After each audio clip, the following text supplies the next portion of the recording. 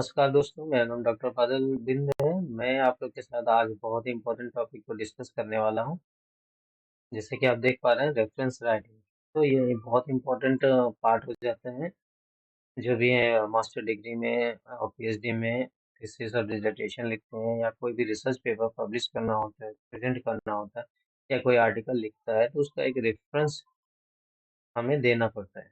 तो रेफरेंस क्या होता है? सबसे पहले कि जो नए रिसर्चर होते हैं, नए स्कॉलर होते हैं मास्टर डिग्री पीएचडी में, या वो नया कुछ पेपर जैसे लिख रहा होता है, फर्स्ट टाइम कोई पेपर लिख रहा है, तो उसको आइडिया ही नहीं होता है कि रेफरेंस क्या होता है, कैसे लिखना होता है, किस स्टाइल में लिखना होता है रेफरेंस को। ठीक है, और उसमें कौन कौन से इंफॉर्मेशन को इन्वॉल्व करना होता है, उनको आइडिया नहीं होता है। तो उनके लिए ये वीडियो बहुत ही यूजफुल होने वाला है दोस्तों। तो आइए शुरू करते हैं। रेफरेंस क्या है, और इसका कितने स्टाइल होते हैं, मतलब कितने फॉर्मेट में आप रेफरेंस राइटिंग को लिख सकते हो, और क्या सिस्टम है। तो चलिए शुरू करते हैं आज का वीडियो, रेफरेंस राइटिंग। तो सबसे पहले हम जान लेते हैं कि रेफरेंस एक्चुअल में है क्या, रेफरेंस राइटिंग होता क्या है।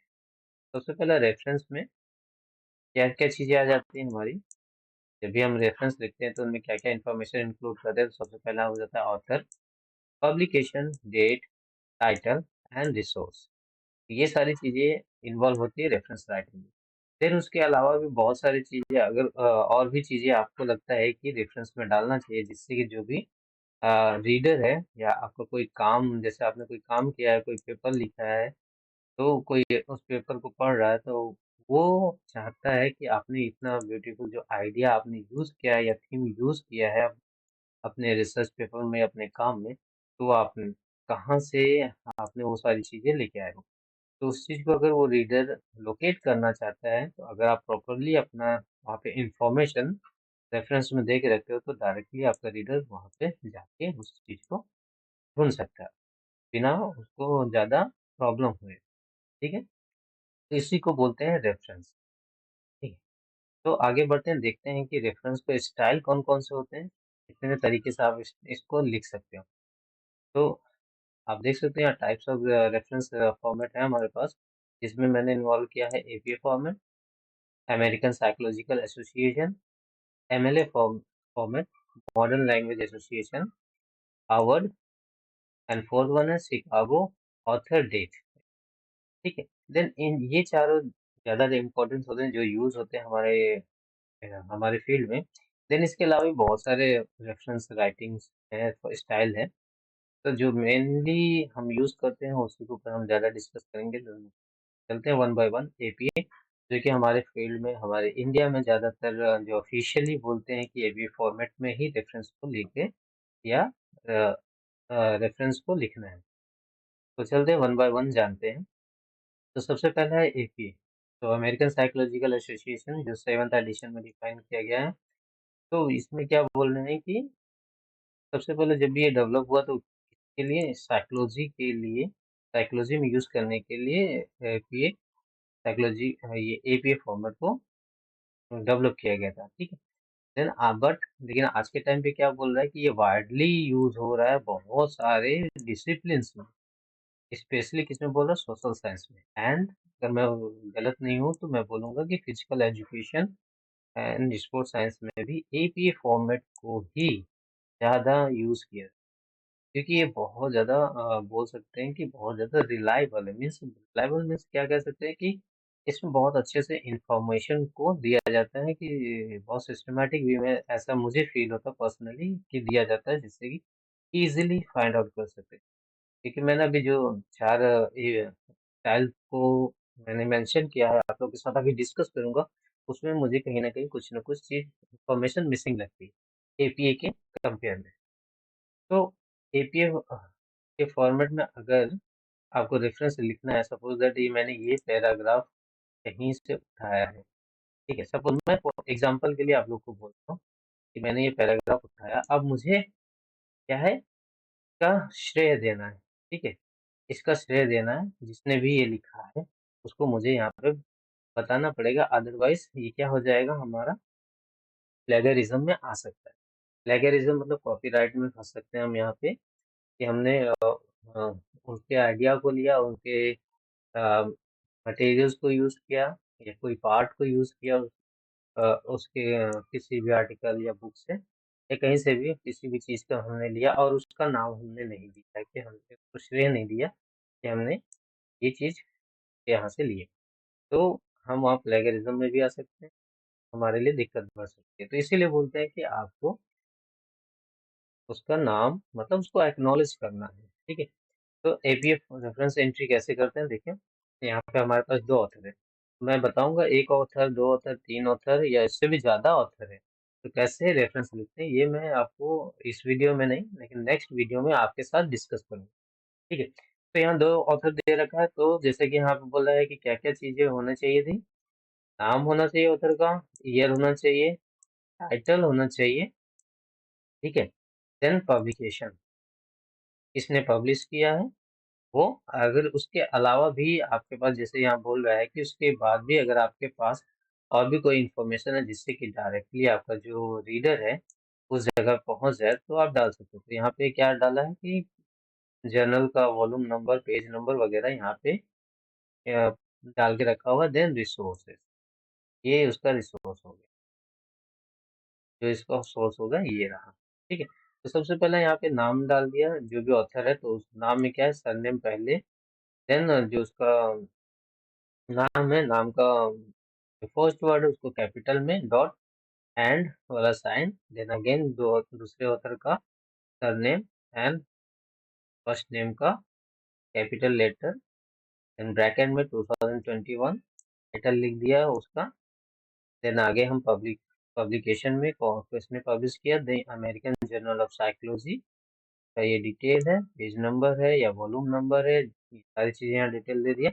देन सोर्स, ठीक है, ये सोर्स आपने मतलब कहाँ से लिया है, कहाँ से उठाया।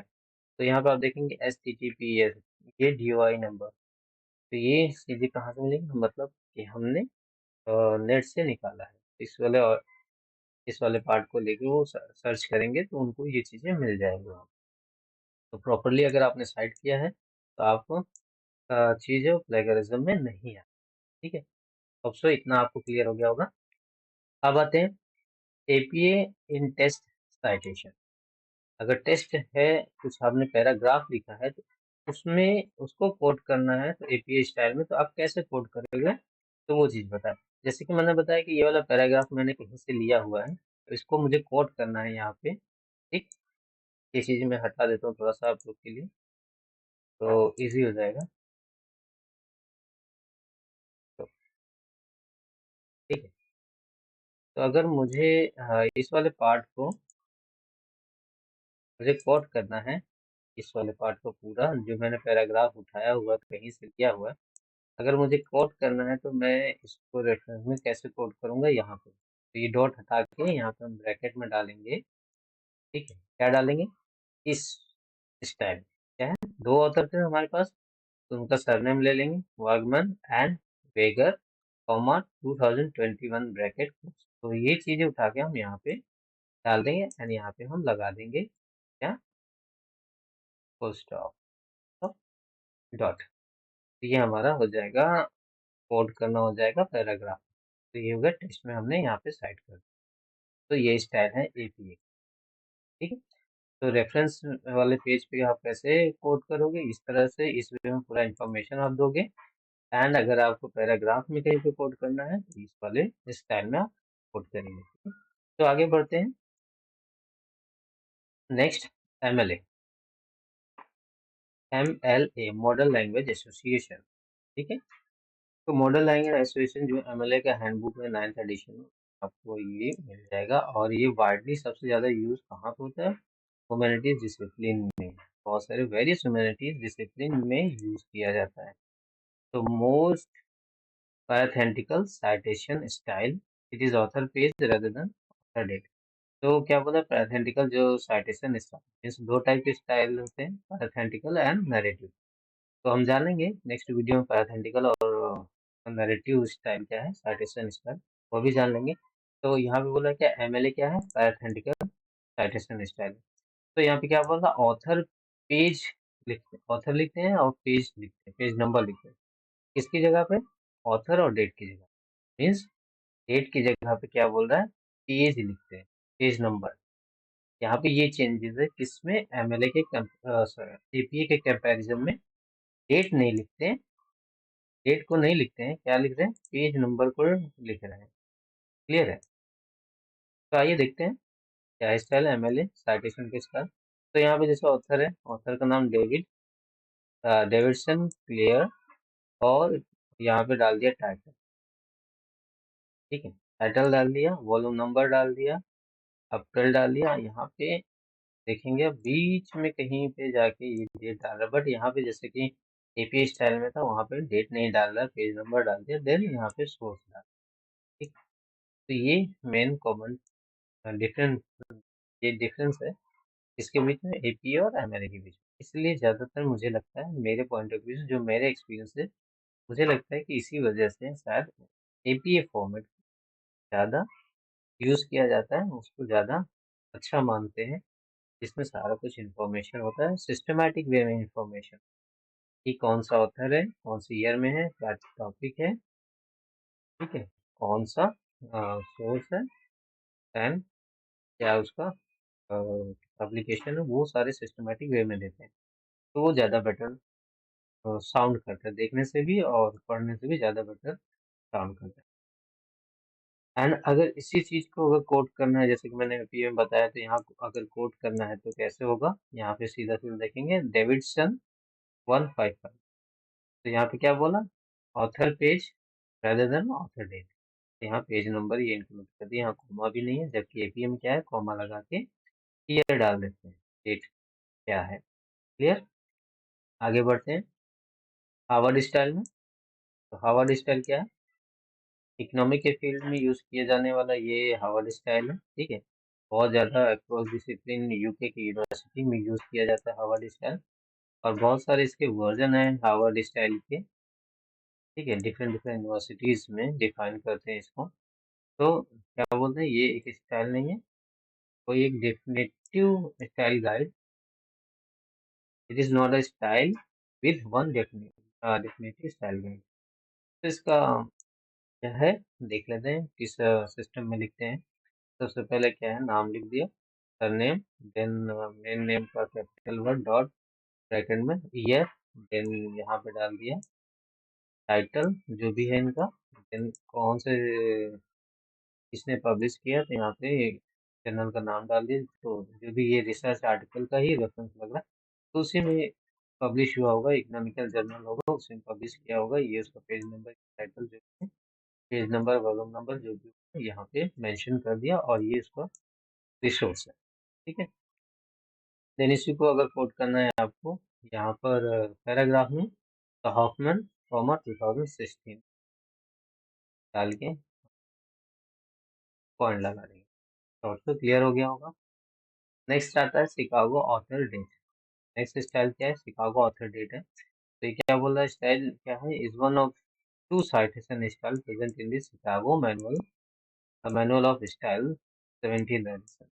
जो शिकागो का मैनुअल ऑफ स्टाइल 17 एडिशन है, उसमें एक, उसमें दो में से एक ये स्टाइल है, शिकागो ऑथर डेट स्टाइल। तो मेनली कहाँ पे यूज हो रहा है, बोल रहा है साइंस और सोशल साइंस के फील्ड में ज्यादातर ये वाला स्टाइल यूज करते हैं। कहाँ पर, ठीक है, हाँ क्लियर हो गया हो आई थिंक सो। तो इसका रेफरेंस राइटिंग का जो फॉर्मेट है या सिस्टम वो कैसे है, तो सभी का नाम, यहाँ पे जितने भी होते हैं सबका नाम डाल के पॉइंट लगा दिया, देन ईयर डाल दिया ब्रैकेट में, देन टाइटल डाल दिया उस काम का यहाँ पे,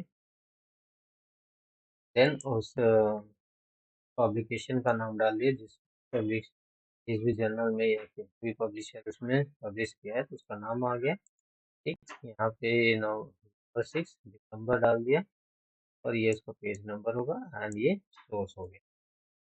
ठीक है, एंड सेम चीज इसको अगर कोड करना है पैराग्राफ में, टेक्स्ट में पैराग्राफ यहाँ पे, तो हम हिंदी हटा के, फुल स्टॉप हटा के, यहाँ पे क्या करेंगे, ब्रैकेट डालेंगे, ब्रैकेट में यहाँ पे नाम को, और बीच में दो ऑथर है तो उसको एंड वाला साइन, ये पूरा AND लिखेंगे। ठीक है, और कॉमा भी नहीं रहेगा, 2018 यहाँ लिख कर ब्रैकेट को क्लोज कर देंगे इस वाले स्टाइल। तो इनके अलावा भी मैंने यहाँ पे कुछ मेंशन किया और भी स्टाइल्स हैं जो ज़्यादा हम लोग इंडिया में और अपने फिजिकल एजुकेशन एंड स्पोर्ट्स में जो ज़्यादातर यूज होता है उसी पे ज़्यादा मैंने फोकस किया है। उसके अलावा भी ये मैंने आप लोग के जस्ट नॉलेज के लिए डाल रखा है कि इसके अलावा भी और भी बहुत सारे साइटेशन के स्टाइल हैं। या देखिए आप लोग ये ना सोचिए कि यही जो हमने चार डिस्कस किए बस वही चार हैं, ऐसा नहीं है, और भी हैं। इनके अलावा भी और भी हैं, ठीक है। तो उनको मैंने यहाँ मेंशन नहीं किया, यहाँ पे बस मैंने चार और नाम मेंशन कर दिया आप लोग के इंफॉर्मेशन के लिए, नॉलेज के लिए। जैसे एनसीएस है, न्यूमेरिकल साइटेशन स्टाइल। सेकेंड है American Medical Association, AMA. Third है electrical and electronic engineering, triple E. Fourth है National Library and Medicine, NLM। ये फोर्थ हो गया। देन इसके अलावा भी अगर हम ढूंढने जाएंगे तो और भी बहुत सारे स्टाइल मुझे मिले थे, बट मैंने बस इन्हीं को डिस्कस करना ठीक लगा, क्योंकि जो भी हम अपने अपने फील्ड में जो ज़्यादातर यूज होते हैं या इंडिया में ज़्यादा प्रेफर किया जाता है एपीआई स्टाइल को, तो उसको हमने डिस्कस कर लिया आज और क्लियर हो गया होगा। मुझे लग रहा है आप लोग को बहुत सारी चीज़ें क्लियर हो गई हों। जो न्यू रिसर्च स्कॉलर है या न्यू कोई रिसर्च वर्क करने वाला है, तो उसके लिए बहुत हेल्पफुल वीडियो होने वाली है। और इसका मैं दूसरा पार्ट लेके आऊँगा, जिसमें और भी इसके आगे की चीज़ें डिस्कस करेंगे। जैसे कि मैंने स्टार्टिंग में वीडियो के बताया था कि सपोज यहाँ एक ऑथर है या दो ऑथर है या इससे तीन चार पाँच छः ऑथर है किसी एक काम के लिए, तो उसको हम कैसे साइड करेंगे। या ऑथर नहीं है, डेट दिया हुआ है, तो कैसे हम रेफरेंस लिखेंगे। या हमारे पास डेट नहीं है, ऑथर नहीं है, सिर्फ टाइटल है, तो फिर कैसे हम वहाँ पे रेफरेंस लिखेंगे। तो ये सारी चीज़ें हम डिस्कस करेंगे आगे की वीडियो में। इसके बाद नेक्स्ट वीडियो ला रहा हूँ, उसमें उसमें हम बात करेंगे, फिर डिस्कस करेंगे आप लोग के साथ और भी अच्छे से क्लियर करेंगे। तो वीडियो अच्छा लगा हो तो लाइक शेयर कर लिए और सब्सक्राइब करना मत भूलिएगा, इससे हमें मोटिवेशन मिलता है, ठीक है। और आपकी तरफ से कोई क्वेश्चन हो या आपकी तरफ से कोई भी क्वेरी हो या आप और किसी टॉपिक पे वीडियो चाहते हैं, तो आप कमेंट सेक्शन में कमेंट करके बताइए। हम कोशिश करेंगे उस पर काम करने की, मैं हमारी टीम उस पर काम करने की भी करेगी और ट्राई करेंगे कि आपके सारे क्वेश्चन का आंसर दें। तो दोस्तों मिलते हैं अगले वीडियो में, तब तक के लिए जय हिंद।